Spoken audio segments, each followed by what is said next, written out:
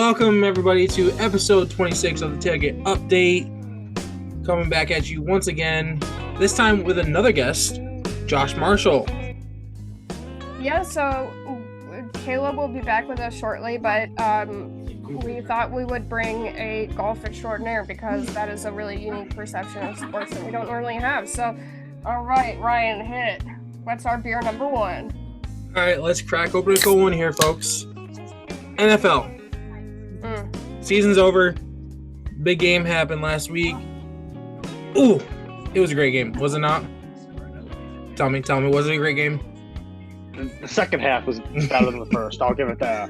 Like the overall quality of the game, like maybe I'm being overly critical, but I felt like the overall quality was pretty poor. Yeah, I can see it. Like the actual performance on all sides, I was like, this is not a great game of football objectively. It was very mistake filled. Yeah, so many mistakes, really sloppy in a lot of ways. Like it looked like two teams who were like trying to, like they were drowning and they were like trying to stay on top of the water. Like that's the vibe I got, you know. At least it was close. Yeah. Yeah. So in the end, smoke cleared. It was KC breaking the 20-year curse, winning back-to-back Super Bowls for the first time since the 03-04 Patriots. Mahomes wins MVP of the Super Bowl yet again. And yet again overcomes a 10-point deficit. Let's talk about that overtime, though. Okay? The 49ers players, Kyle Juszczyk, fullback, and Eric Armstead, admit to not knowing the new postseason OT rules. Same. How much of a problem should this be within the 49ers organization? Well, yeah, I heard from Angela, who we've had on the show, who's a resident 49ers fan. She said she didn't really feel like it made that much of an impact because it's just you're just playing the game, and the game is pretty similar, and the coach is new, so you know the individual players like probably could just kind of like figure it out. Like it didn't. To her, it didn't seem like it mattered all that much, and I digress to Angela for many things, including her football knowledge of the 49ers. So yes, like I don't know. She didn't seem to think it was a big deal. I didn't even know the new rules, like so I was in the dark too. Like you know, me and Juszczyk or whatever, you know, figure it out as you go. Juszczyk and Armstead, yeah. Josh, what do you think? I mean, I remembered reading about the new rules, but like I forgot it was in effect once the game actually went into overtime and they had it up on the TV. But I mean, I still think everyone should know, especially if you're in the postseason, you should know the new rules for overtime. Yeah, like 'cause it's kind of a big difference now. Like with old overtime rules, you want the ball first, try and go down and score a touchdown on the game. Now, I mean, based on what happened in the Super Bowl, you want the ball second to try and one up your opponent. Angela again, because she said that she felt the defense was so winded that they needed a break anyway, so it might not have changed a whole lot in that direction. I'm like, yeah, that makes sense. But just in terms of knowing your job and like homework, I think like that makes sense to me, Josh. Like you were saying, like everybody should probably know because it's just like your job.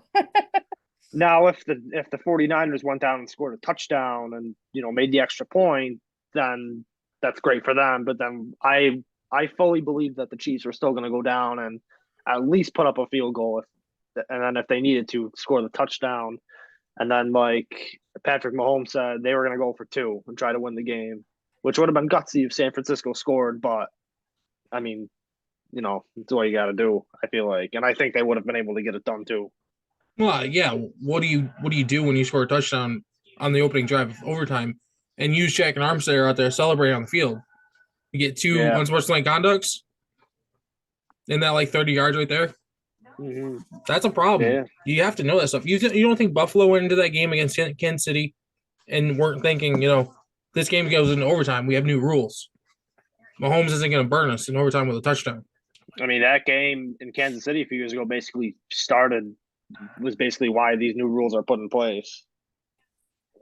Exactly. But So. they're not the ones calling plays, and they're also like they don't their decision making is pretty limited. It's like get out there and do your job. So I don't really know if like them not knowing the ins and outs matter that much because it's not like they're gonna like significantly alter the play. They're just gonna go out there and do their job. It's not like Armstead is a play caller, unless I'm mistaken. No, you're Right. not wrong in that aspect, but I'm just saying, like, if they The don't know the defensive rules, coordinator's new, the coach is new, so like, does it matter if Armstead knows? I don't really know. I mean, like in theory, it sounds unprofessional to not know your job, but like in right? actual practicality, don't know if it mattered at all. Yeah, I agree. Yeah. I agree. But yeah. And So they should probably work on their PR and not give us nuggets like that because it's like, look, okay, so it's just like Yeah. shut your mouth. You don't need to let us know what's going on in your head, okay? Like, yeah, and it got pretty bad for the Niners early on in that game. Actually, they lost Dre Greenlaw with a torn Achilles as he ran onto the field. I know they kept beating themselves up, like no contact. It was like it was two players, right, who like hurt themselves like mid, just like going out, like nobody So touched them.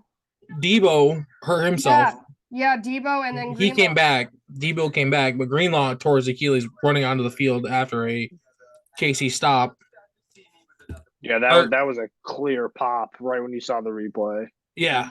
It's like Obviously, what kind of sorcery is this? But then once he gets hurt, and like, have you seen the video of like Mahomes and then like Kyle Shanahan, the players like reacting to that? That's when they're like, all right, he's hurt, one of the best defenders. We're gonna go at his replacement. And I don't remember what the score was when that happened, but I think it was 10-0 when it happened.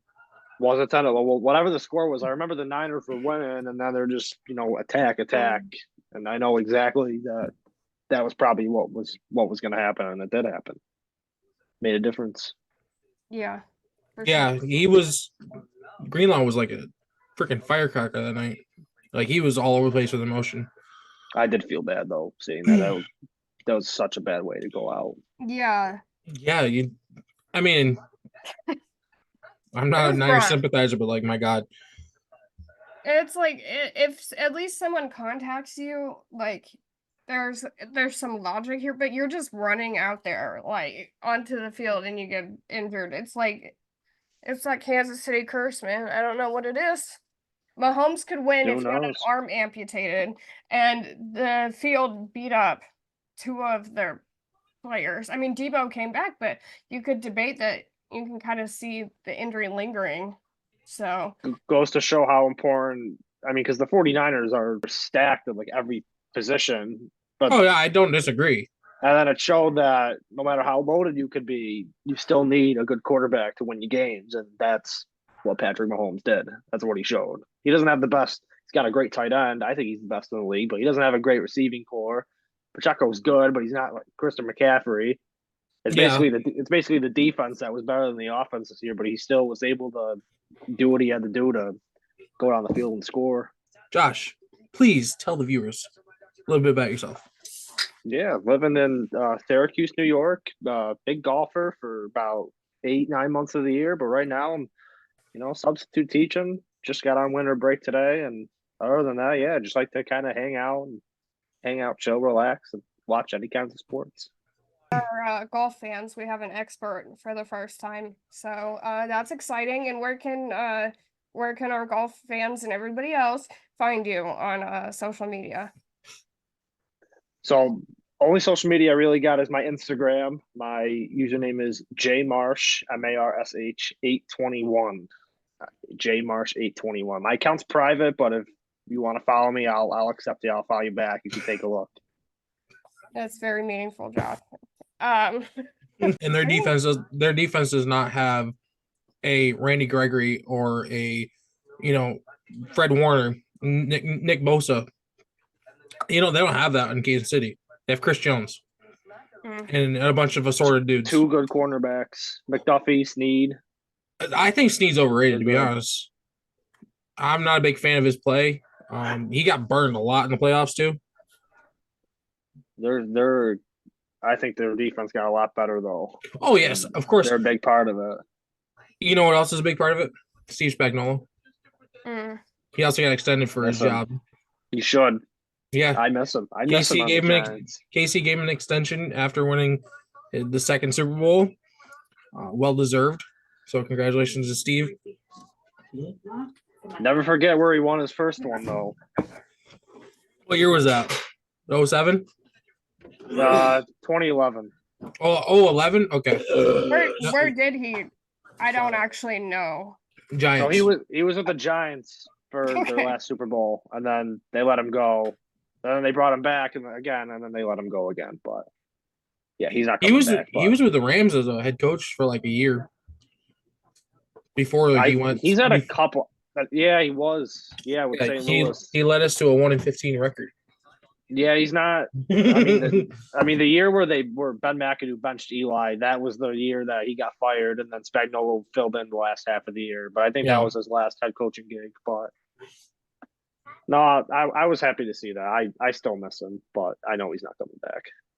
No, he's gonna stay in. Yeah. So my question to you: this isn't on our notes, but anything, but Bieniemy is out there. Do you think he heads back to Kansas City and they get rid of Nagy?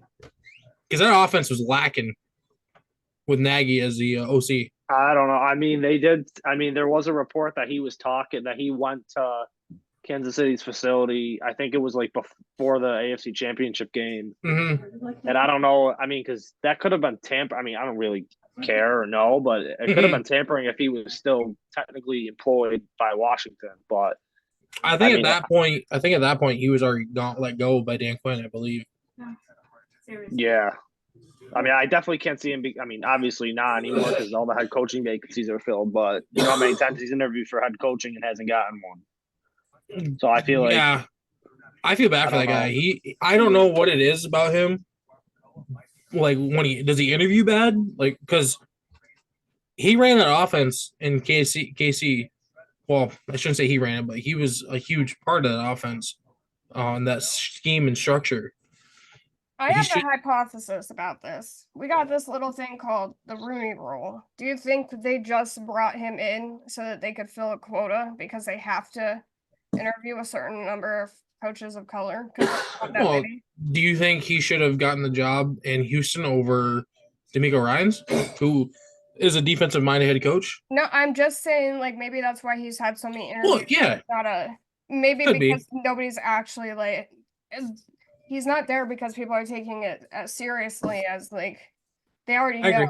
And, yeah, so that's just a theory of mine. He might be a checked box. It might not be anything bigger than that. Well, most of these teams already know who they have in mind when they head into the interview process.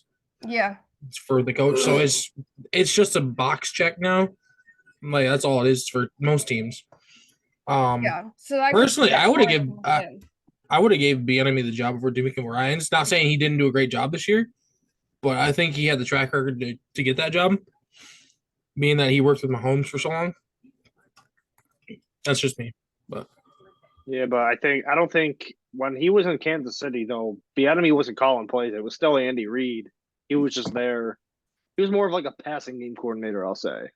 But yeah, one of those offensive coordinators right? that call plays. Like Mahomes didn't like him, as I recall, which is like not gonna be great for the rep.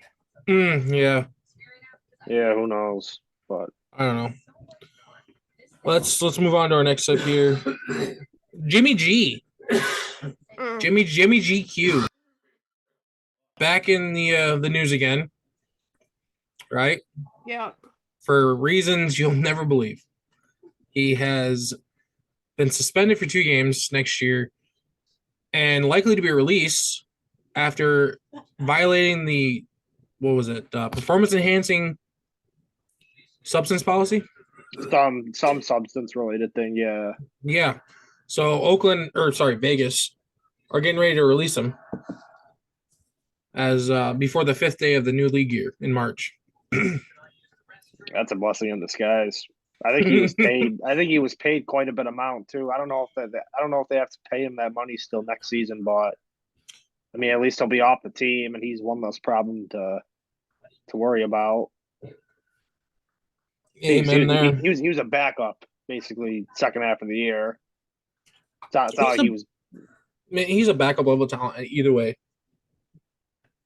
I mean, yeah, but some teams are so desperate they're going to sign a guy like that, and that's a Josh McDaniels fault when he was there. So you think the Giants are going to That's a sign him? mistake. I fucking hope not. I'll be pissed if they do. It's not going to happen, but Julie, what do you think? knock on wood. What do you think? I think we'll be talking about this for a while in our true crime segment, longer than we really hope to. As what I imagine. This will drag out and then we'll find out new facts. But Jimmy G Oh. is the Adonis of football, and so that's all I have to say about that. That's all you have to say about that? All right, Pretty Forrest Gump. much. I mean, I feel like it's kind of an achievement in its own right to be the most attractive player in NFL history of like over 100 years. So, like, that's an accomplishment. He was suspended because he didn't have a prescription given to the league for therapeutic uses of a drug. I won't speculate about that. I will just appreciate Slow him. down over there. And I feel like if we had more female NFL fans who are more talkative about these types of things, that we would have a lot of agreement with my opinion about how important that contribution is. Mm-hmm. Okay. Yeah. All right. Well, anyways, let's round out our first beer. San Francisco 49ers fire Steve Wilkes after 1 year as the defensive coordinator. My question to you, Josh, start with you first. Is he to blame for the 49ers losing the Super Bowl? I mean, it's so easy to blame the coaches nowadays. Like, especially, I mean, I do think the 49ers should have won, but I mean, it is Patrick Mahomes, and I definitely feel like that overtime drive or like the Chiefs eventually like coming back into it after being down by 10 points again. I definitely think that could have played a factor in why he was let go. But I mean, it could be a lot of different stuff. Well, But- they said Shanahan said that it was time for a change and there was philosophical differences. Yeah. I think it's a bunch of bullshit. But I mean, Steve Wilkes, he does it again. He's one and done somewhere. He was at Missouri, I think, 2 years ago. Last year, I think he was in Carolina. I'm not sure. He was in Carolina recently, but he was in Carolina last year. last few years, he's just one and done in these places. And he wasn't a good head coach either, but that's a completely different topic. But I definitely think they could do some. I definitely think they could do something better or find someone better than Their third Steve down Wilkes. defense. Their third down defense took a setback this year from Yeah. when D'Amico Ryans was there, and it was all because Shanahan wanted him to run the same system as Ryans Yeah. and Saleh, who were there before him. But Yeah. Julie, what do you think?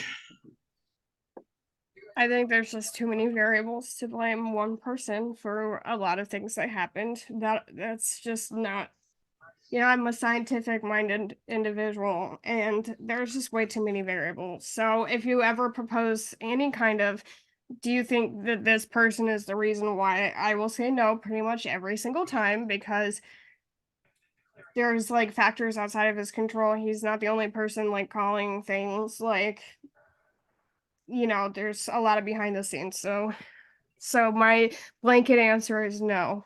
And for any defensive coordinator, and Mahomes is he could go out there by himself and do, I think, and just win the Super Bowl. So I don't know if there's whatever curse he has that he throws on people that makes them get like injuries from just running on a field, like whatever that is. Like, I don't know. I don't think a defense could stop him. So The Raiders did this year. Yeah, but I'm saying when he goes to the Super Bowl, Yeah. You know how like Brady, like how he would be like meh during the season sometimes, and then like as soon as he got into the off season, he was like some kind of like freak of nature. Like I feel like we're dealing with that again. Yeah. Oh my God. When and when it matters, playing their best when it counts. I respect that. Me too. Once you get to the playoffs, it's completely different. It Yeah, is. some people get kind of whiny about like, oh, they won, but they didn't do their best. Doesn't fucking matter, because if you got the win, if you didn't do your best, like maybe you didn't want to put your players on the line. So I'm never like super critical of that. I just feel like once Mahomes touches the turf and it's the Super Bowl, he could do every position by himself and still win. So I think Unless Tom Mahomes, Brady's on the other side, until proven yes, otherwise.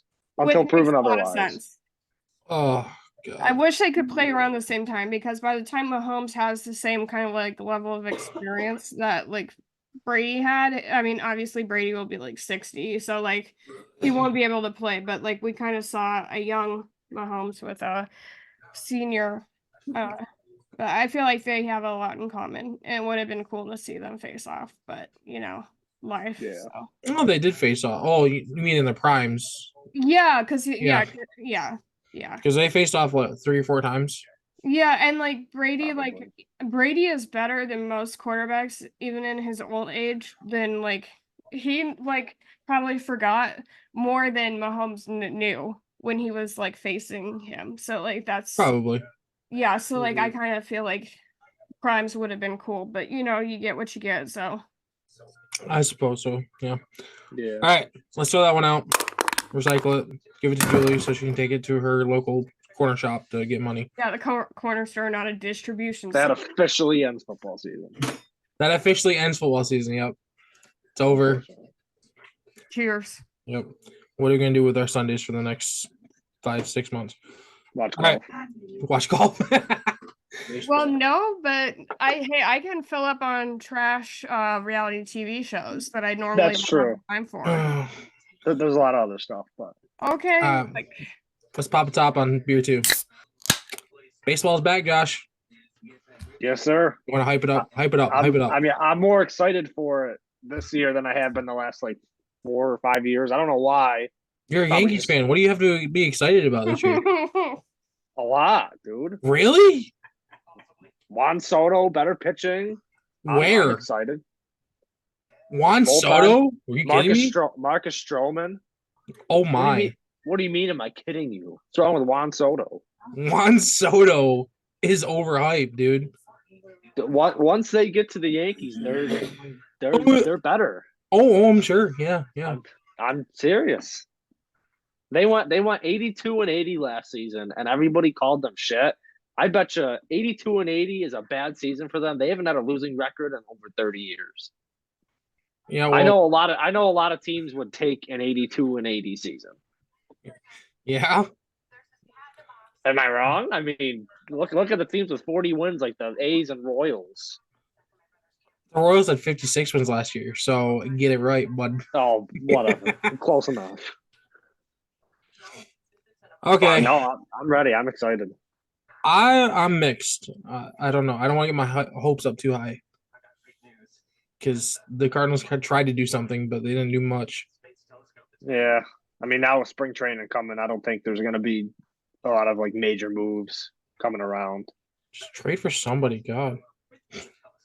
Trade for some pitching. You seen these new uniforms? The City Connects. Oh, they're so ugly. No, not the City Connects. The like Fanatics is now in charge of like making the uniforms. There's pictures Why? online. If you look online, there's like a picture of like a Mariners uniform and compared like last year's to this year's. Have you seen it? They look dingy as hell. Yeah, they look a lot cheaper. I don't think it looks as great.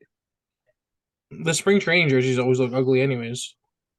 Yeah, but I saw the Astros spring training jerseys and I was like, oh, that is disgusting. that's why they're spring training. Whatever. Yeah. Okay, the Giants making big moves.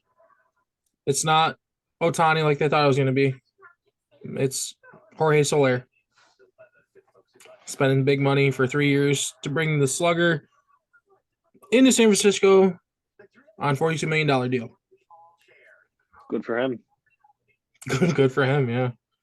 Good for San Francisco. Absolutely. What do you think about Soler? I'm mixed on him.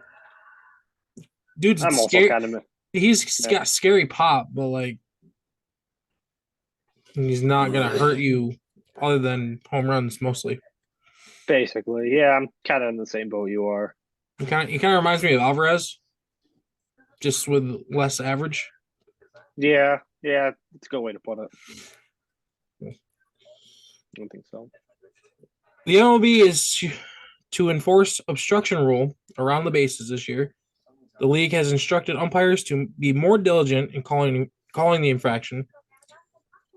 Is it smart to leave things in the hands of the umps with how inconsistent they've been in years past? I mean, it would be weird. Do you remember when the MLB talked about, or someone talked about, like getting rid of the umps for like a robot ump, kind of? Yeah, they're doing that in like the Atlantic League, I think. Like, I get you want to get the calls right, but then again, like, I feel like a lot of the drama that happens between games is because of the umps, both in a good way and bad way. Because like I'm gonna go back to the NFL for a minute. Imagine an NFL game with no refs, like they're using robot refs. Like, think of that. It'd be a hell of a lot more good calls. It would. I mean, maybe, but like with baseball, I mean, I just think it would be a lot different if there were no umps. Like, I hate the umps a lot of times, but then again, like you can't just get rid of them. Like, they're part of the game. I They're a part of what makes suppose. baseball baseball. I suppose. My thing is you shouldn't let people who get away with bullshit calls like has for years put the game in their hands and tell them, hey, be more diligent in calling obstruction.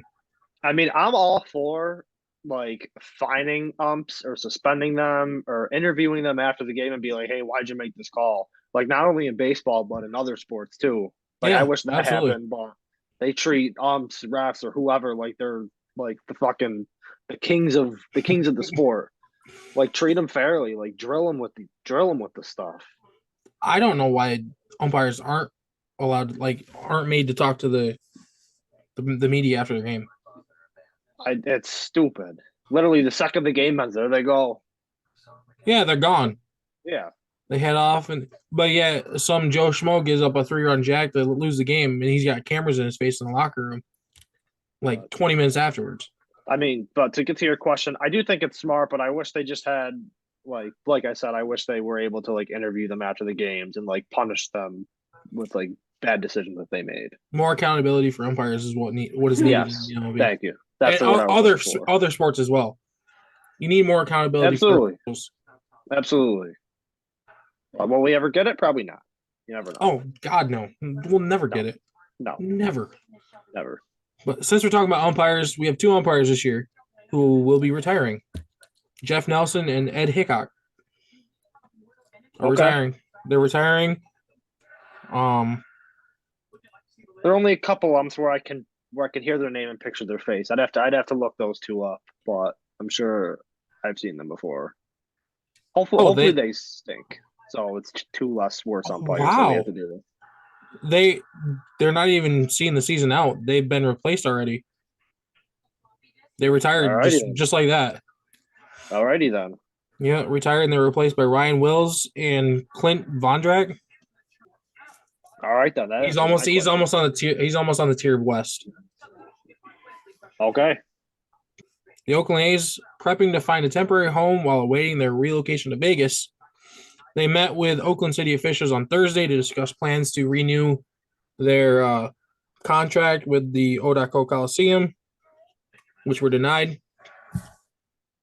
And they're going to be homeless after 2024 season. What do you think? Why Vegas? Like, obviously the Oakland fans don't want them leaving. Just build a new stadium in Oakland. The Coliseum's a piece of shit.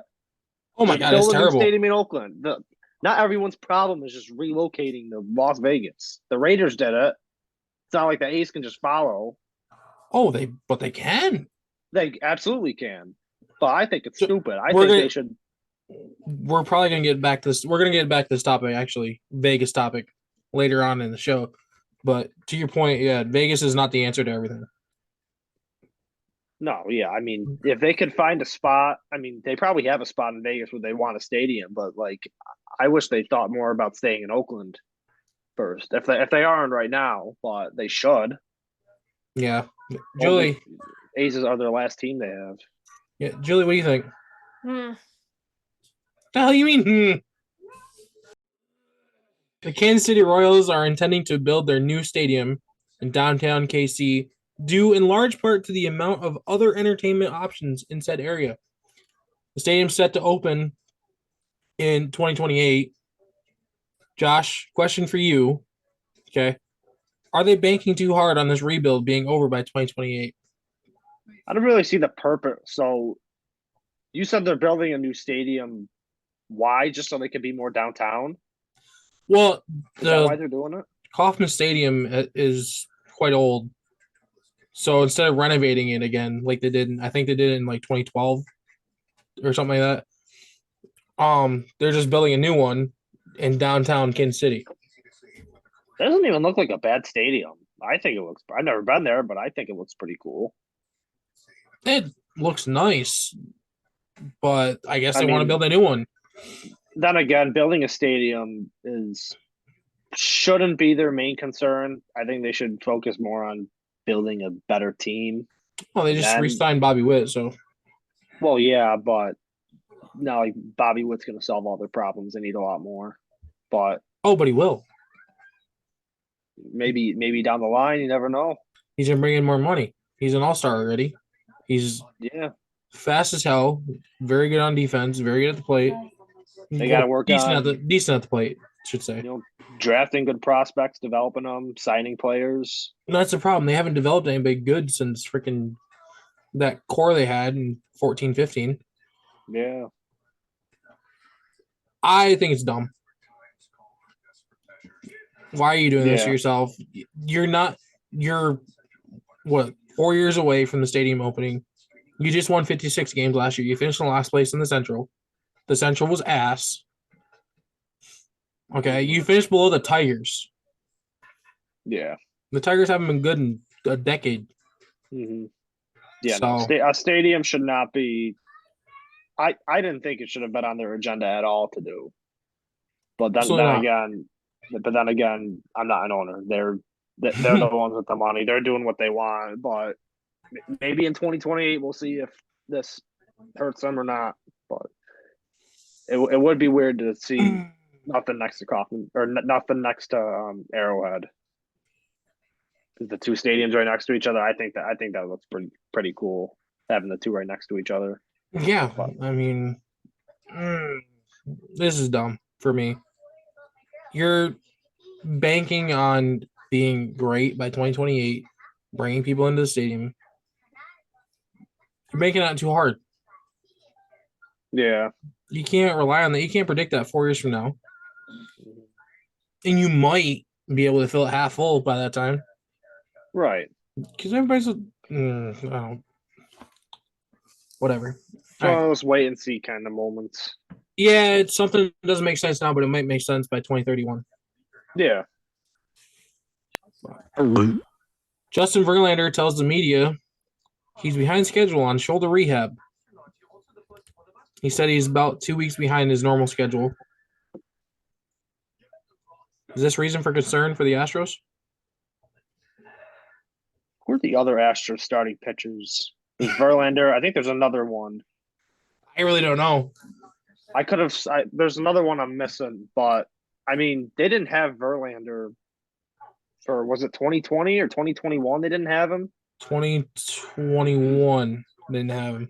And they still, I can't remember what they finished that year, but they still made it far. They went to the World Series in 2021. They did. Yeah, exactly. Yeah, So they go that far. They lost to Atlanta.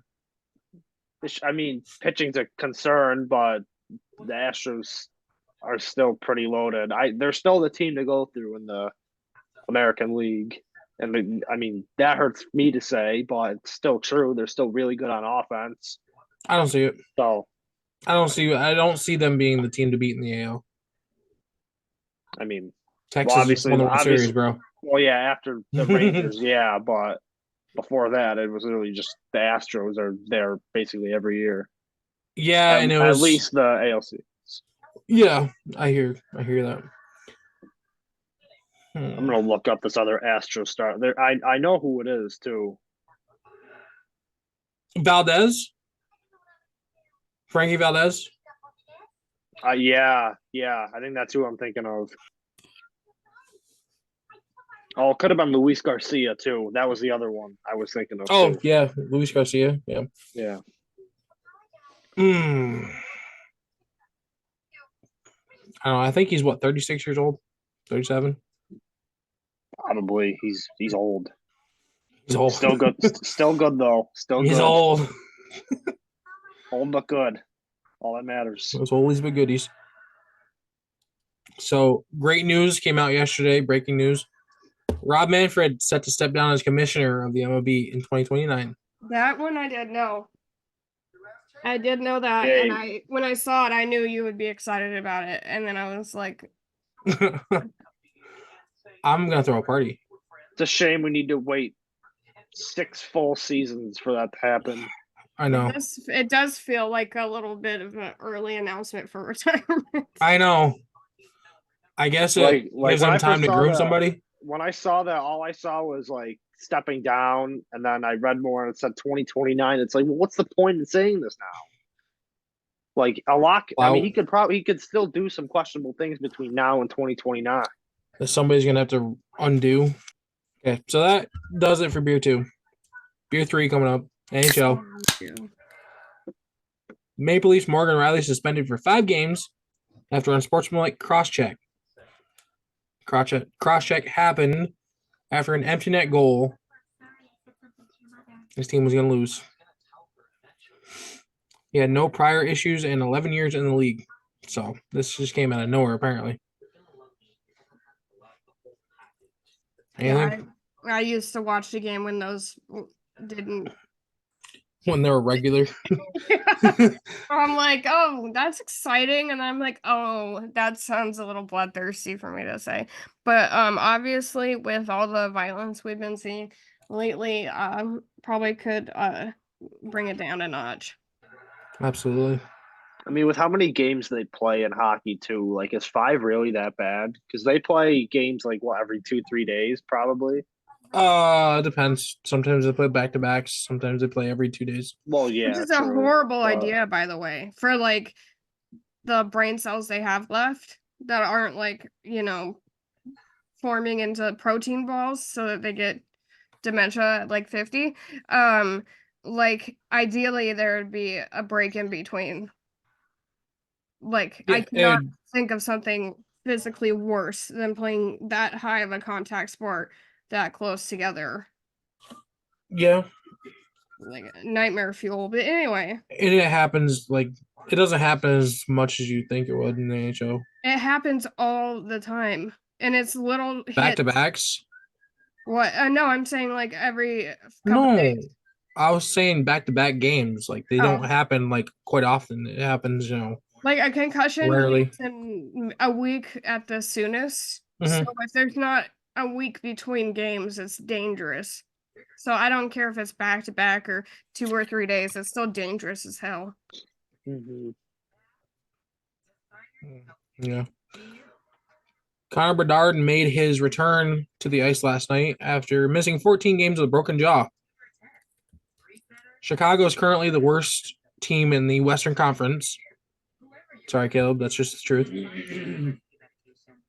Question is, should the team have made him stay out until he's fully healthy, knowing that they're in this position? So he's not fully healthy right now, is what you're saying? He 'Cause I came didn't back. know that. He was supposed to be out, like, what was it, 8 weeks? And he's back in 6. I think, and he was just barely cleared to play. I mean, I think once you're cleared to play, then I think in some aspects that means that you are fully healthy. So he could be fully healthy, but I mean, regardless, I mean, he's probably their best player. I mean, Oh, he is. He's the face of the franchise right now at 18 years old. Yeah. I mean, let the kid play. Let him grow. Let him get better. It's not going to be the first injury he has, I bet. So No, but most teams look at it as a protecting your investment type thing. I guess. I mean, it's only a broken jaw, and the league shows like little to no fucks about their players' health anyway. So why can't you just go out there with a broken jaw? Just wear like a special helmet thing. Yeah, I suppose. That's a good solution. Yeah, another thing. Why don't they wear better helmets to prevent that stuff? Playing against Buffalo, wasn't it? That's I a don't know. great question. They still have Like- helmets that look very like 1990s. Like Like you don't have to wear like a helmet with like more protection, but I feel like that should be an option for some players if they want it. Oh, it is. There's a couple guys that wear those type of face guards. Literally a puck or a skate to the face, neck. I mean, a guy died with getting his neck cut by a skate. Like that's fucking Oh. scary. We've talked quite a bit about the neck protectors and such, neck Yeah. guards. Did Um, Panthers play last night? yeah. Buffalo. So Scary shit. yeah, So it you're playing feels against- like a death blow like every week. Like I mean, the NHL is so violent even with the new rules, and they have so many problems that they still are. They're like behind the NFL in the sense that they're like, oh no, CTE isn't caused by trauma from playing hockey, like numbnuts. So like it just feels like every moment on the ice is just terrifying for like overall health and longevity. So yeah, I hear that. I mean, They're a tough, broken though. jaw, a check to the head, who cares, you know? As long They're as you tough. can skate your ass out there and go in a circle, you're fine. Really? Home or away? Yeah. Playing Tampa. Hockey players are tough though. Oh, Like they're imagine an 18-year-old getting decked by like a late guy in his late 30s, early 40s. Yeah, they're tough, Oh, but they're one. stupid as fuck. Like, I don't think we need to like promote like taking unnecessary risks and challenges to look tough is like kind of a machismo, like that like macho concept that we're like trying to get rid of because it's stupid as hell. Mhm. So like not really like something I like want to We're give somebody a ingrained with trophy it. for. Like, we're ingrained Yeah. with it, Julie. Come on, hmm? we're ingrained with it. That's what we do. Yeah, It but just I'm doesn't just go not away. impressed. So like, oh, he's tough, cool, and like, let's see how that goes. I mean, like Drew Brees can't even lift his kids, and he's like 40 because of how he fucked up his arm. Like, oh, how amazing! Like, yeah, no, I don't have any cool golf clap. Like, ugh. Taking unnecessary risks when you know that that's not going to create long term like positive. It's I have no room for glorifying that. Okay, Yeah. that'll do it for the NHL. Mm. Let's move on to the NBA. Golden State Warriors made a pass to get LeBron James from the Lakers prior to the deadline. How is he still playing? I have How no old idea. is he? Like 52? 40, He is like 39. late 30s. My question is, what were the Warriors willing to give up in that scenario? I don't know. Draymond Green. No. Like that. Draymond Green. Yeah. Yeah.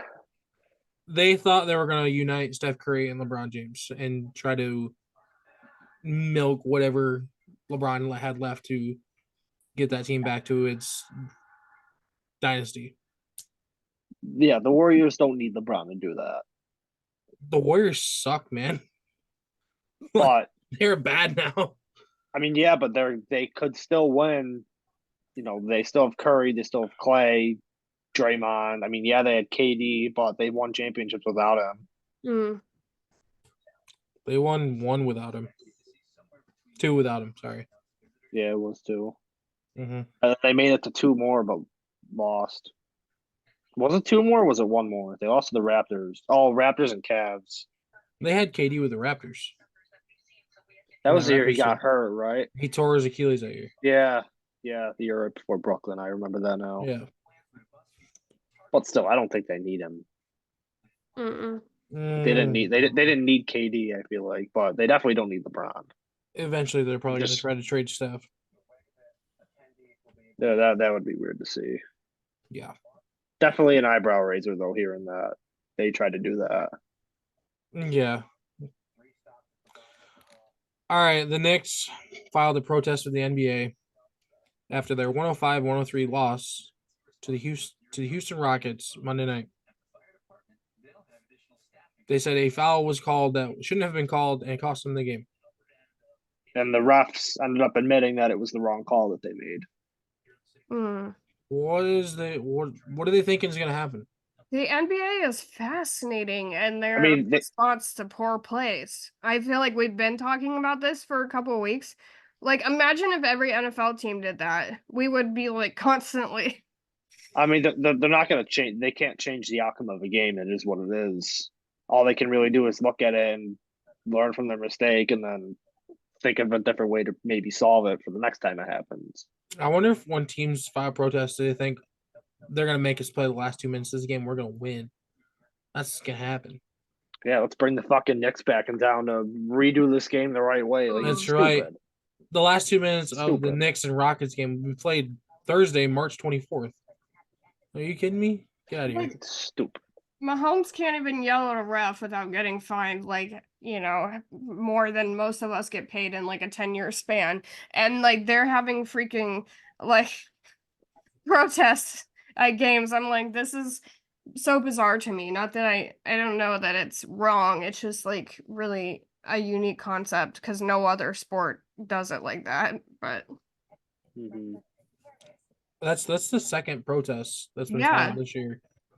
The Blazers did it earlier this year, and they dropped it within 2 days. The Knicks are still going through this. I don't know. Mm-hmm. All right, sticking with the Eastern Conference, the Boston Celtics flex their muscles on the Brooklyn Nets on Wednesday night, winning by 50 points. They are now one of 3 teams in league history to win multiple games by 50 points in the same season. They beat the Pacers in November by 51. So they joined the 78-79 Bucks and the 92-93 Kings. The Bucks finished that season 38-44, missed the playoffs. And the Kings finished 25-57. Completely whiffed on the playoffs. Oh, yeah. So Dominating. I mean, regardless of the other team's record, I mean, winning by 50 or more is demoralizing. Yeah. Yes. Are you It even shouldn't. a It fan shouldn't after happen. that? It shouldn't happen, no matter how bad you are. You should at least make it closer than that. So the last 2 teams to do this miss the playoffs. Is Boston gonna miss the playoffs now? That's a prediction I don't feel comfortable making. No. My other thing, in the Kings won 25 games that year, and they won 2 games by 50 points. That's crazy. How do you suck that bad but still win by 50 points twice? Who they play? The JV team? Like, did they go to a local high school? they went to the local high school. I was about to say that. They recruited the middle Probably. schoolers from the roller rink.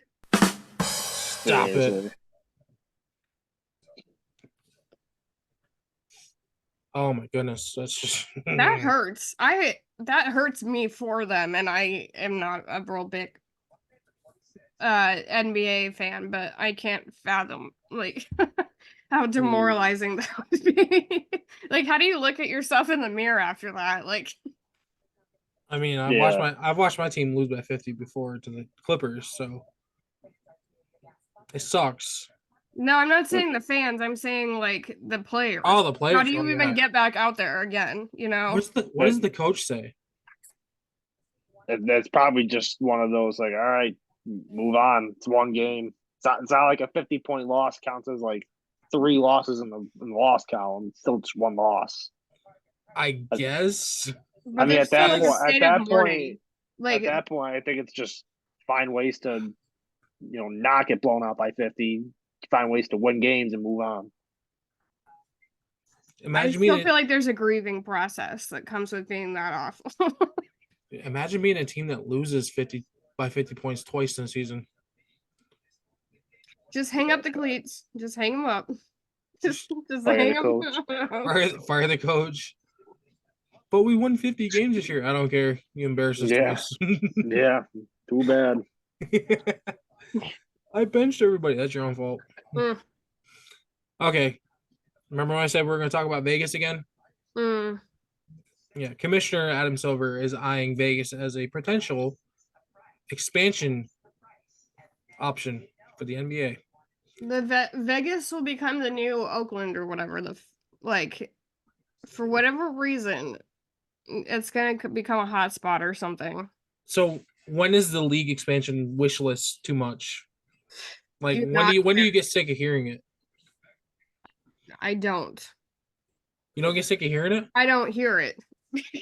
I don't I care. mean, I feel like if the NBA does decide to do expansion teams, I could definitely. Well, they're not going to have an odd number of teams, so if they're going to make an expansion team, they're going to make another one too. So there's going to be two of them.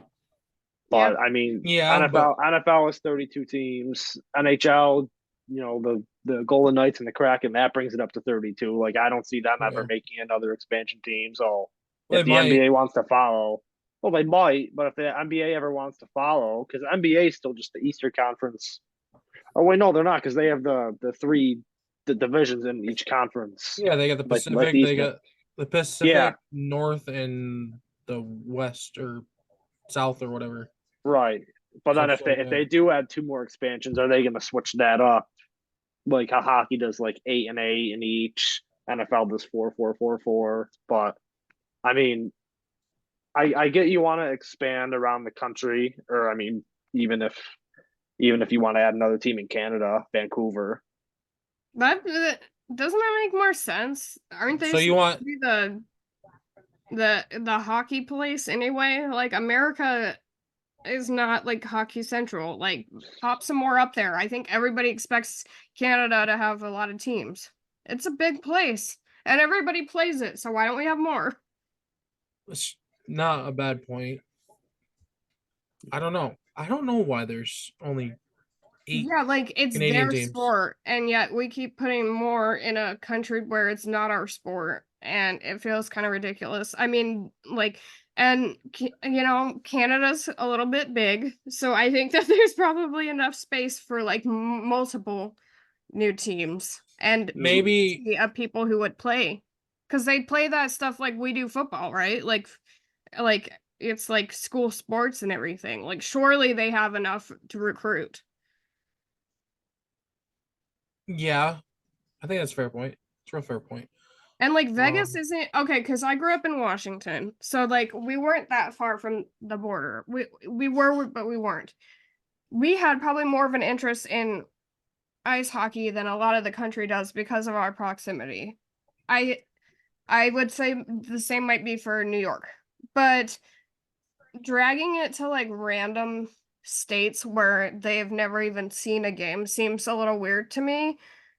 Um, I don't know. Like, does Vegas would have no ties the to like? basketball? Oh, you're right. I was thinking about hockey. I don't Well, even. they already have a team in Vegas for hockey. Yeah, yeah. I don't. I mean, when we talk about expansion for basketball, they really just think about like, oh, a new city with an NBA team. It's just going to bring in more money. It's basically all it is. I feel like Right. that's all we talk But about on this show. but Yeah. I mean, if you're like let's say Vegas does get, or I won't say Vegas. I'll say like let's use like Pittsburgh for example. They don't have an NBA team. They just have hockey, football, and baseball. Like if they got an NBA team, I feel like that would attract the crowd. It would bring money to the team, the league. If I Mm. lived in Pittsburgh and I liked basketball, I'd be pretty excited. What would So you if I'm call looking them? at it, what would I call them? Yeah, what would you call them? The Pittsburgh what? Well, I couldn't call them the Panthers because that's the college. But There's a million names you can call them. That's a I'm just glad I wouldn't be the one to pick that. Unless I was an owner, but I'm not. Thank God. yeah. So I forgot which sport we were talking about, but I still feel like my point is super valid when it comes. we're talking about basketball, NBA. I know, but my point is still super valid when it comes to the NHL, even if it's misplaced. And I don't understand why Vegas is such a hot spot for any sport. Frankly, and especially not hockey, which is not relevant to this conversation, but still. And All about the money. yeah. Man, I think we should have a segment next week where we ask fans to pick what they would call the Pittsburgh NBA team. Sure. I think we should do that. Okay. That's enough of that. Move on. NCAA men's basketball from the Horizon League. Detroit Mercer breaks 27-game losing streak dating back to last season with win over IUPUI. I don't know what the hell that stands for. All I know is they beat them. I Lose 27 games in a row. That's Dating back to bad. last year. And their last one came in a conference tournament. Who are these Against, people again? Can you just repeat that? And what sport and what what conference? Men's basketball Horizon League, Uh-huh. NCAA, Detroit Mercy defeats IUPUI. one fan storms the court very awkwardly. He's like jumping up and down, doing this. And He didn't know what Okay. to do. Like, why don't we talk about some obscure like Finland hockey team next, Ryan? They lost 27 games in a row. Nobody cares. They don't even Okay. exist, okay? let's shout out Caitlin Clark though. Caitlin Clark, yeah, That's setting the all-time scoring record. Good for her. What was that girl's name from LSU that like taunted her? Angel Reese Oh, I fucking hate her. or Bayou Barbie. She calls herself. Stupid What a jack man. off. What a jack off.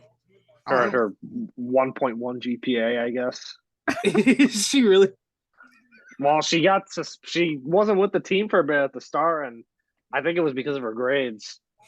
Yeah, all that doing this.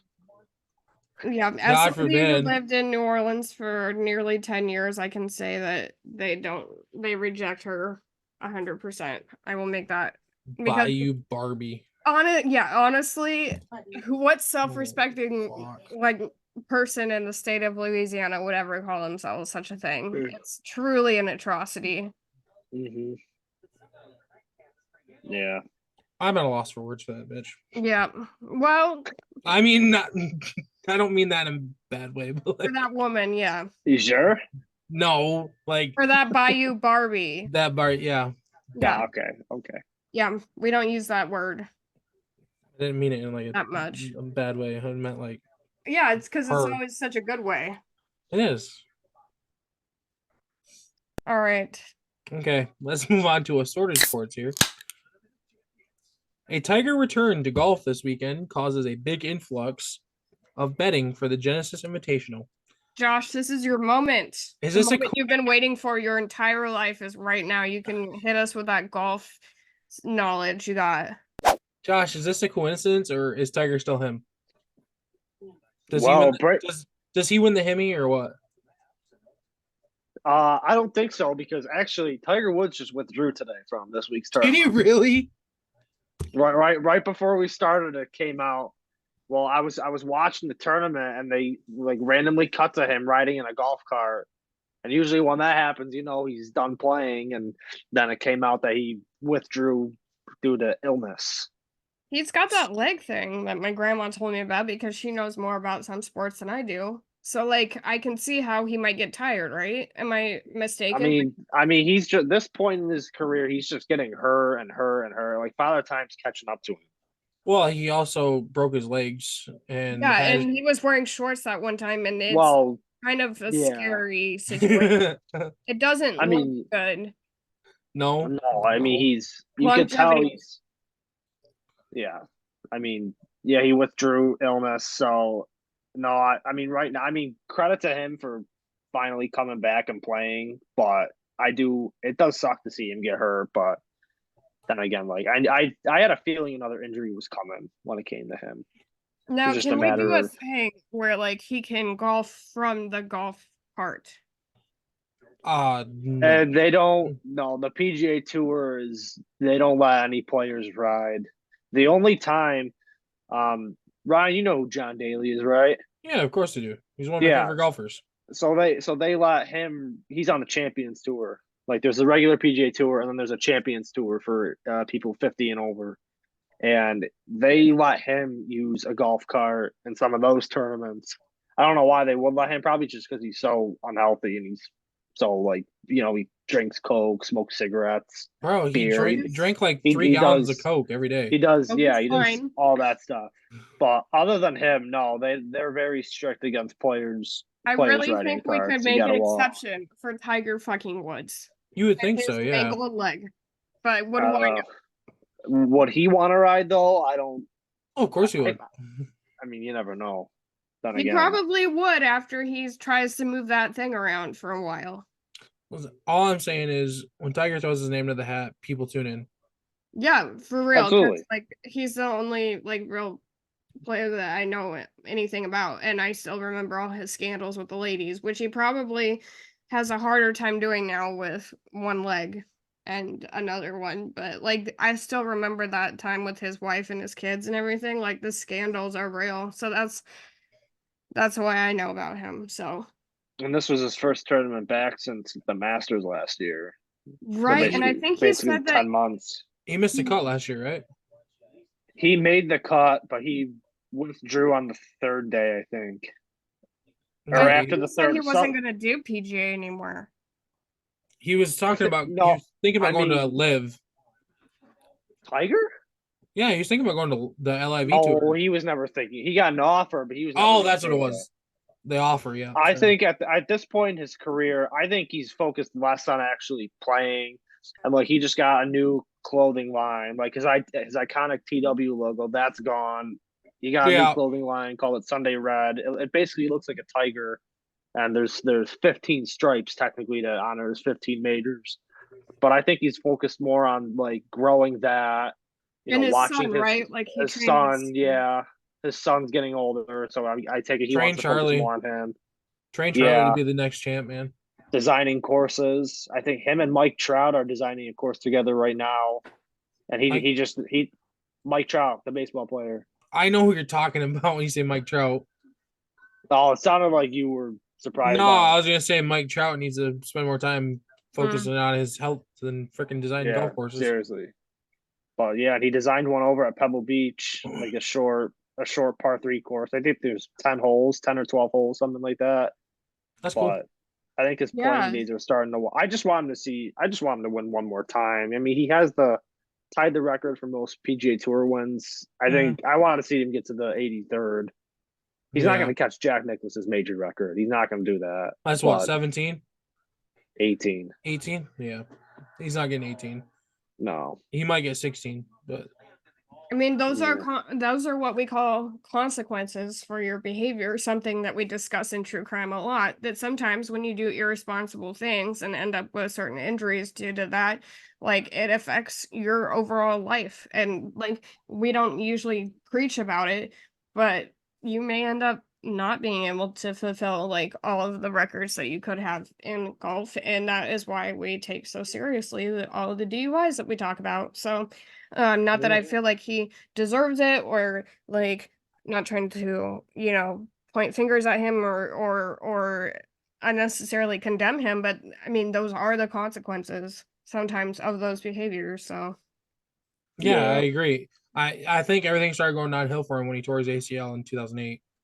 I can't remember what tournament it was, but he decided to save a stroke and plant his feet on concrete with spikes and take a shot. And when he took the shot, his knee kicked out, knee popped, tore his ACL, and then he finished the tournament. It was U.S. Open. He won the tournament. Yeah, he ended up winning the tournament on a torn Torrey ACL. Pines. Yeah. Yeah. 18-hole playoff with Rocco Mediate. Yeah, so everything Technically started went going to 19 holes. They had to play an extra hole that same day. right. Yeah, so everything started going downhill for him in my mind there. So like he now, had that- Josh, you were talking about something about PGA Tours and you, right? So yeah, technically. So what I'm doing, so my full-time job is I'm an assistant golf professional. So what that means is like if you've ever been to a golf course, you go in the pro shop, there's the guy behind the counter.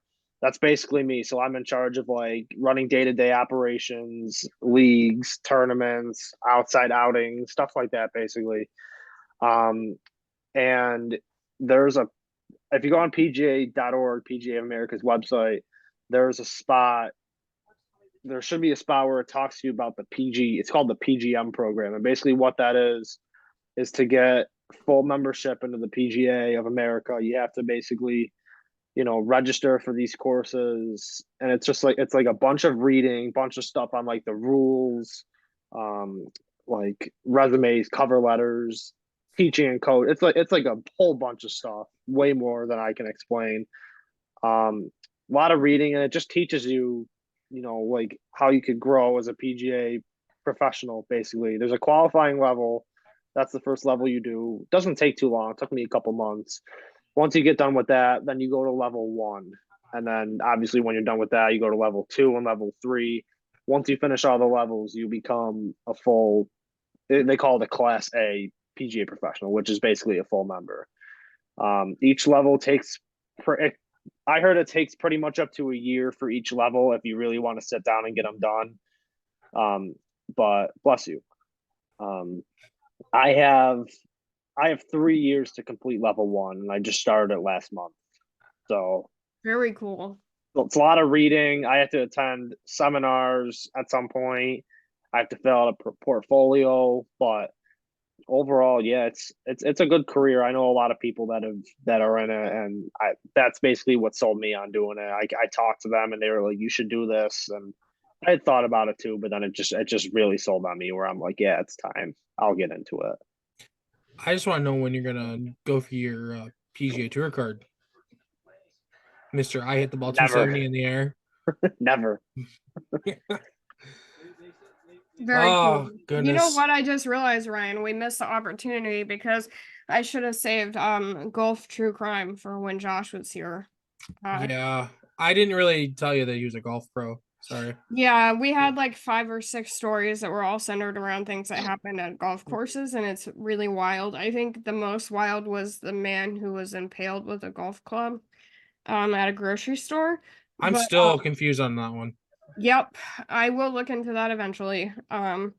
It seems a little insensitive to do it at the time when they were talking about his memorial service, but we'll wait. Yeah, so clearly next time you come on we'll have to, because I'm sure the scandals won't stop. So speaking of true crime, Julie, we Yeah. have a little something to lead into that, Yeah. right? So on this day in sports history, February 16th, 1991, Tanya Harding wins U.S. figure skating title. Oh, okay. I do it wrong every time. Okay, hold on.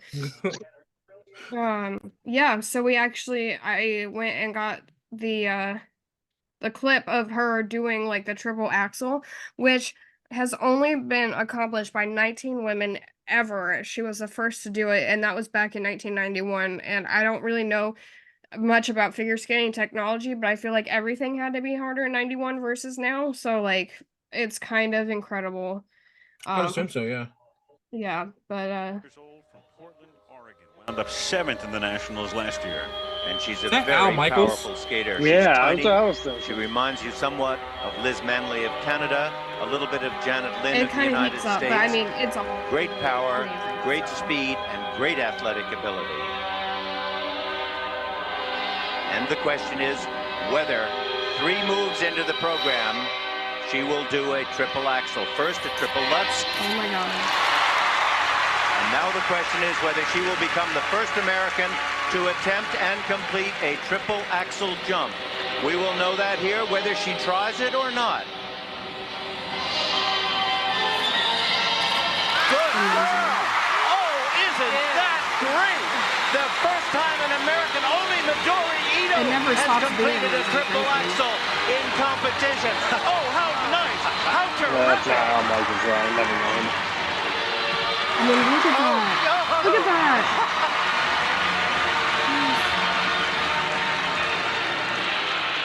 Well, she's written a little history, and It's she really still has 3 unbelievable. minutes left in this routine. Tanya Harding. She looks This is a thrilled. championship where she won, which happened in 1991, this day. Yeah. Yep, For and you, because we can't talk about Tanya without talking about Nancy. yeah. And I have Oh my This- God. what? I didn't think you could find this footage. I thought it'd be like, Of course you can. I thought it'd be This like moment destroyed. in history, I there may sometimes be players in football, which I kind of may think that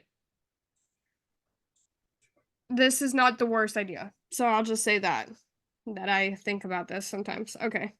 You think about Tanya Harding? Nancy Kerrigan getting her knees taken out. Yep. Okay.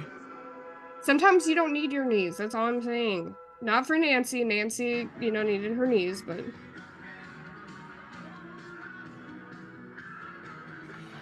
we don't totally catch the moment because it's 1994, but This is Nancy Kerrigan right here. Yeah. this is her leading out and then boof. It happens that fast. Oh, Yep. Why? Why? Like one of the most like infamous true crime.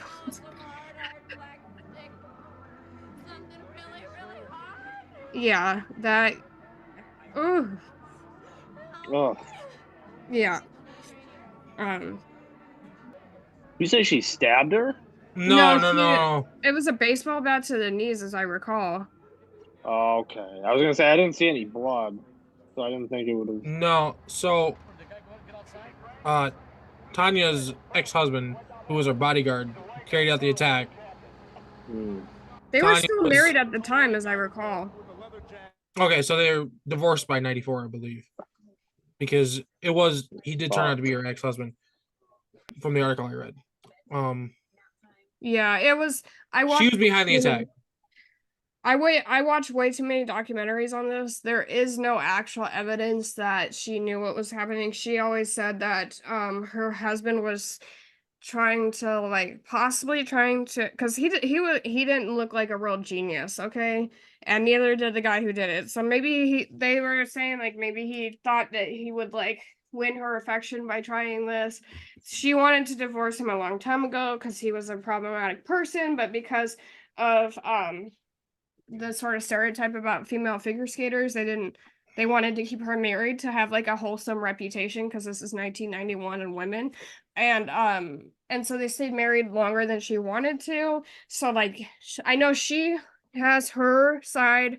The general consensus is that she was behind the attack, but again, we don't have any like actual evidence of that, so it's kind of like one of those things. But it's like OJ. It's basically, The but glove maybe didn't not fit. quite so obvious, but like pretty much. Yeah.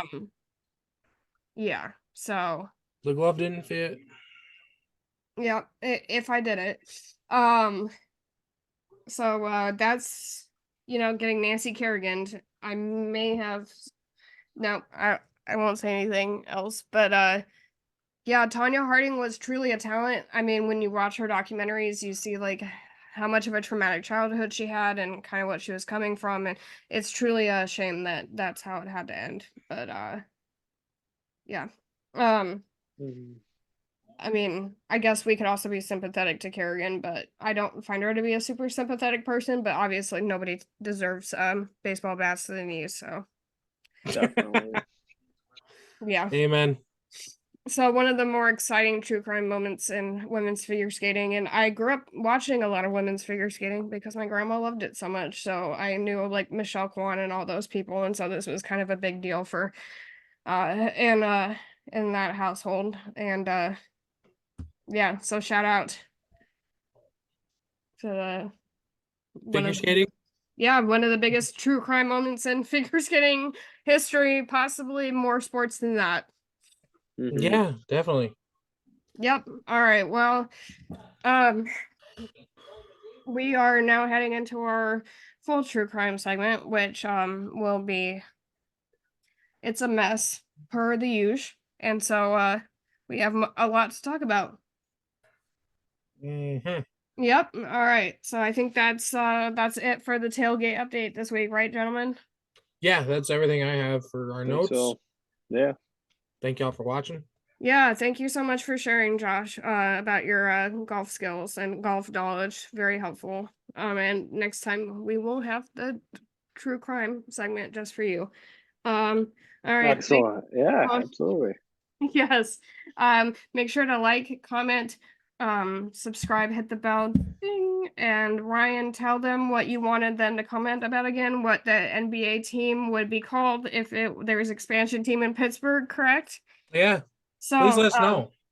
Yeah, if the best response we'll read out. Well, we'll probably read them all, but like, yeah, definitely let us know, and we will be back next week, and hopefully Caleb too. Yay! Yeah. All right.